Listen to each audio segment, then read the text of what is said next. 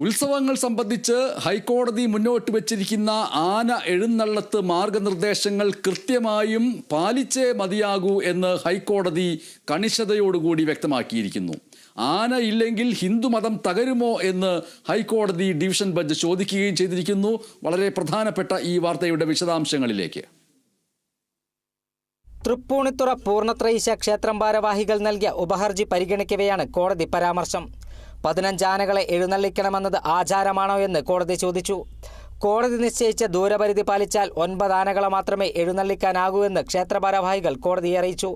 എങ്കിൽ 9 ആനകളുടെ എഴുന്നള്ളത്തുമായി മുന്നോട്ട് പോയിക്കൂടെയെന്നും 15 ആനകളെ എഴുന്നള്ളിക്കണമെന്ന് നിർബന്ധം പിടിക്കുന്നത് ഏത് ആചാരത്തിന്റെ ഭാഗമാണെന്നും കോടതി ചോദിച്ചു. ആനയില്ലെങ്കിൽ ആചാരങ്ങൾ മുടങ്ങുമോ എന്നും കോടതി ആരാഞ്ഞു. ആളുകളുടെ സുരക്ഷ, ആനകളുടെ പരിപാലനം ഇവ പ്രധാനപ്പെട്ടതാണ്.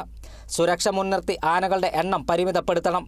ആനകൾ തമ്മിലുള്ള അകലം കുറവാണെങ്കിൽ ആനകൾ അസ്വസ്ഥരാകുമെന്നാണ് ആന വിദഗ്ധർ പറയുന്നതെന്നും ആനകളെ ഉപയോഗിക്കുന്നത് ആചാരത്തിന്റെ ഭാഗമല്ലെന്നും കോടതി വ്യക്തമാക്കി. ആനകളുടെ കാലുകളിൽ ചങ്ങലക്കിട്ടാണോ ആനപ്രേമം കാണിക്കേണ്ടതെന്നും കോടതി ചോദിച്ചു. Kerala vision news, Kochi.